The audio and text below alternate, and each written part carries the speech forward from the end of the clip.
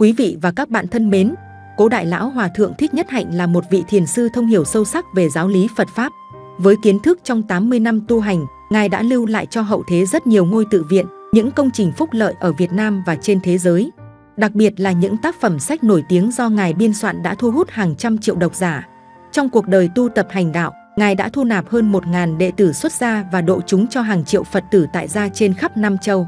Qua bài viết này, kênh YouTube Tôn giáo tín ngưỡng sẽ giúp quý vị và các bạn tìm hiểu rõ hơn về tiểu sử bản thân, cuộc đời và đạo nghiệp của Cố Đại Lão Hòa Thượng Thích Nhất Hạnh thông qua nội dung chi tiết trong video sau đây. Tiểu sử Cố Đại Lão Hòa Thượng Thích Nhất Hạnh. Cố Đại Lão Hòa Thượng Thích Nhất Hạnh sinh ngày 11 tháng 10 năm 1926 tại tỉnh Thừa Thiên, nước Việt Nam. Thầy có tên khai sinh là Nguyễn Đình Lang, sau cải thành Nguyễn Xuân Bảo. Phụ thân của thầy tên là Nguyễn Đình Phúc, quê quán tại làng Thành Trung, nay là huyện Quảng Điền, tỉnh Thừa Thiên Huế. Ông làm quan trong triều Nguyễn thời Pháp thuộc, có chức sắc phụ trách công việc di dân lập ấp. Mẫu thân của thầy là bà Trần Thị Dĩ, quê quán ở làng Hà Trung, tỉnh Quảng Trị. Phụ mẫu của thầy sinh được tất cả 6 người con, thầy Thích Nhất Hạnh là người con áp út, trên thầy có 3 người anh trai và 1 người chị gái, dưới thầy có 1 người em trai út. Gia đình thầy sống quây quần cùng đại gia đình ông bà nội, các bác, các chú và các anh chị em họ. Thầy là con cháu đời thứ 15 của dòng họ Nguyễn Đình, thầy có tổ tiên là thi sĩ Nguyễn Đình Chiểu, là tác giả của truyện Lục Vân Tiên. Khi thầy lên 4 tuổi, thì thân phụ của thầy được phái đến một vùng miền núi phía bắc tỉnh Thanh Hóa để giám sát công việc phá rừng làm đất canh tác cho dân nghèo.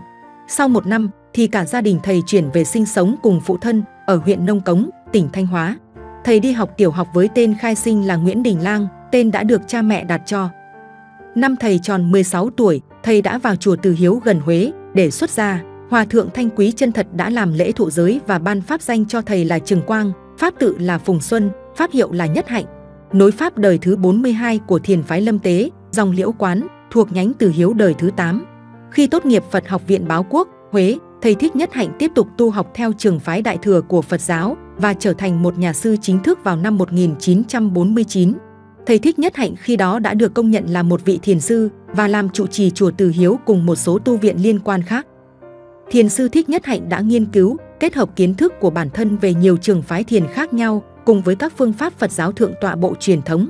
Những nhận thức sâu sắc của Phật giáo Đại Thừa kết hợp cùng các phát kiến của ngành tâm lý học Tây phương đương đại để tạo thành một cách tiếp cận hiện đại của thầy Thích Nhất Hạnh đối với phương pháp thiền định. Thầy Thích Nhất Hạnh đã trở thành một vị thiền sư có tầm ảnh hưởng quan trọng đến sự phát triển của Phật giáo Tây phương.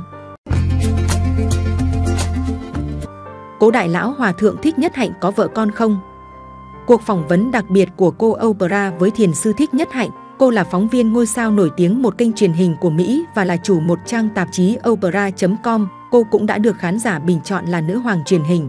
Cô Oprah cảm thấy mình rất vinh dự khi được thiền sư Thích Nhất Hạnh nhận lời tham dự cuộc phỏng vấn này. Địa điểm là tại khách sạn Four Seasons ở thị trấn Manhattan, New York, Mỹ.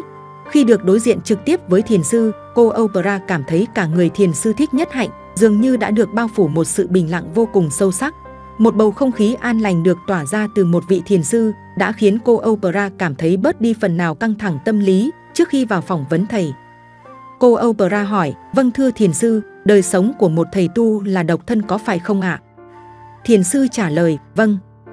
Cô Oprah hỏi tiếp, vậy thiền sư đã từng có ý niệm trong đầu là mình sẽ lấy vợ, sinh con như những người phàm tục không? Thiền sư trả lời, vâng, lúc ở bên Pháp, khi tôi đang trong độ tuổi 30, có một hôm, tôi đang tập thiền ở công viên. Lúc đó, có một người phụ nữ trẻ bế trên tay một em bé sơ sinh, trông rất là xinh xắn. Trong một giây, tôi chợt nghĩ, nếu như tôi không phải là thầy tu, có lẽ tôi cũng có vợ con xinh xắn như thế. Trong đầu tôi đã từng có ý nghĩ đó thoáng qua trong một giây đồng hồ, nhưng rồi tôi đã nhanh chóng vượt qua nó. Cuộc đời, đạo nghiệp của Cố Đại Lão Hòa Thượng Thích Nhất Hạnh có gì đặc biệt? Năm 1960, thiền sư Nhất Hạnh thành lập Trường Thanh niên Phụng sự Xã hội ở Sài Gòn, một tổ chức từ thiện xây dựng lại trường học, trạm xá, các làng bị bỏ bom và giúp đỡ nhiều gia đình bị vô gia cư trong chiến tranh Việt Nam.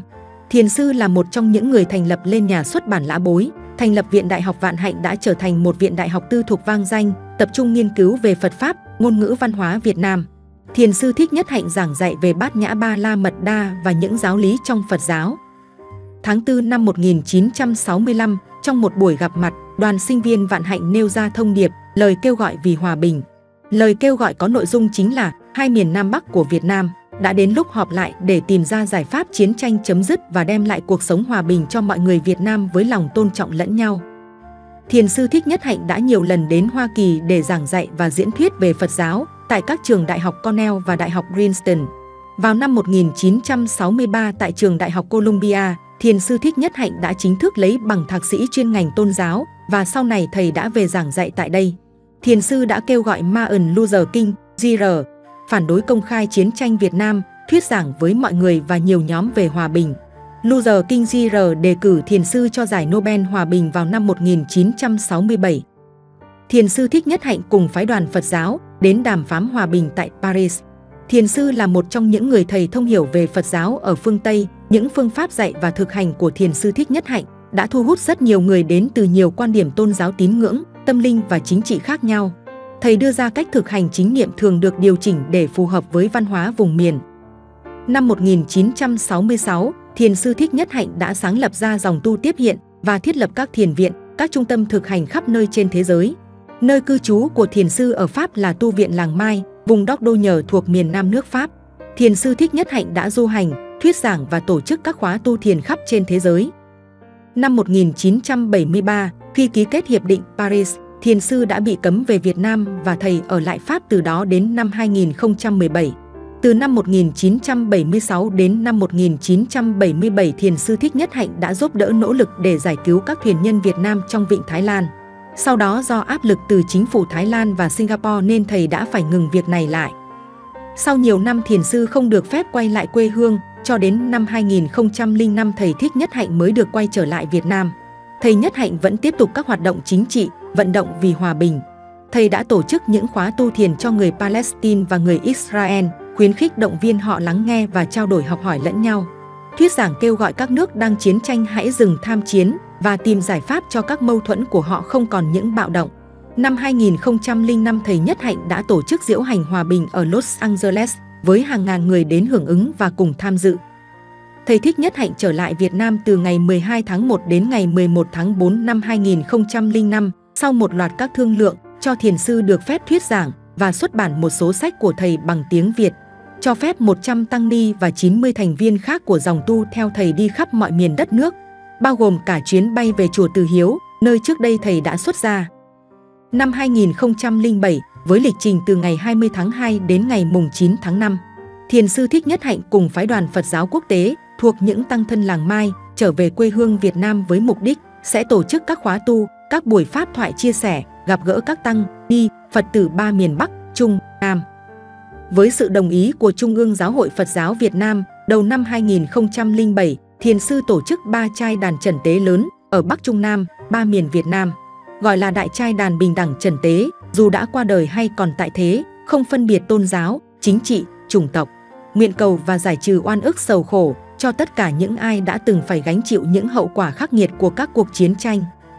Tháng 10 năm 2018, Giám tự Tổ đình Từ Hiếu tại thành phố Huế, tỉnh Thừa Thiên Huế, thầy Thích Đạo Từ cho biết, trở về Việt Nam lần này, thiền sư Thích Nhất Hạnh đã xin cư trú tại Tổ đình Từ Hiếu để an dưỡng cho tới khi thầy viên tịch.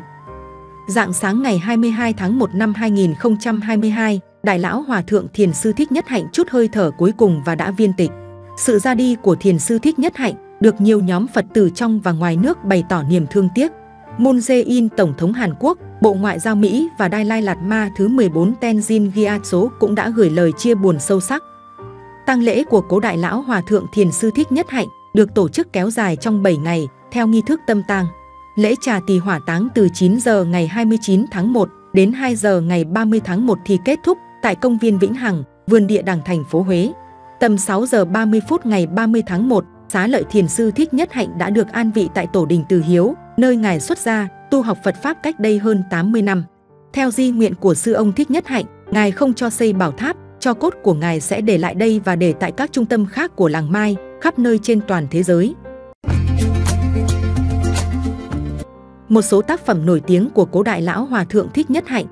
Cố Đại lão Hòa thượng Thích Nhất Hạnh là một nhà tu hành, nhưng ngài cũng là một nhà soạn giả với hơn 100 tác phẩm sách nổi tiếng về thiền định, chánh niệm Phật giáo. Nhiều ấn phẩm sách của ngài đã được dịch ra rất nhiều thứ tiếng khác nhau. Những tác phẩm của Ngài còn vô cùng đa dạng với thơ, kinh cầu nguyện và tranh thư pháp.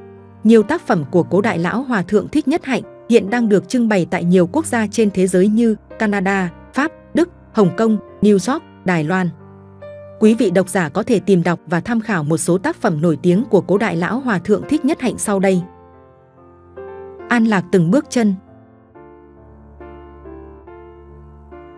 Trái tim của Bụt. Bông hồng cài áo. An trú trong hiện tại.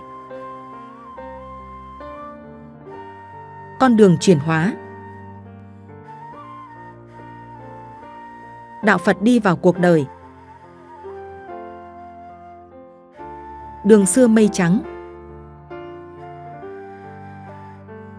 Việt Nam, hoa sen trong biển lửa.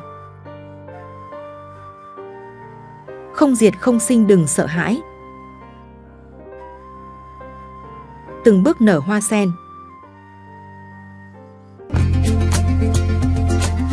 Nội dung video trên kênh Tôn giáo tín ngưỡng đến đây xin phép được khép lại. Nếu thấy video hay xin các bạn hãy nhấn like, bình luận và chia sẻ để lan tỏa nội dung video này tới cộng đồng. Quý vị và các bạn nhấn đăng ký kênh và nhấp vào biểu tượng chuông dưới góc phải màn hình để nhận được thông báo những video tải lên mới nhất. Cảm ơn quý vị và các bạn.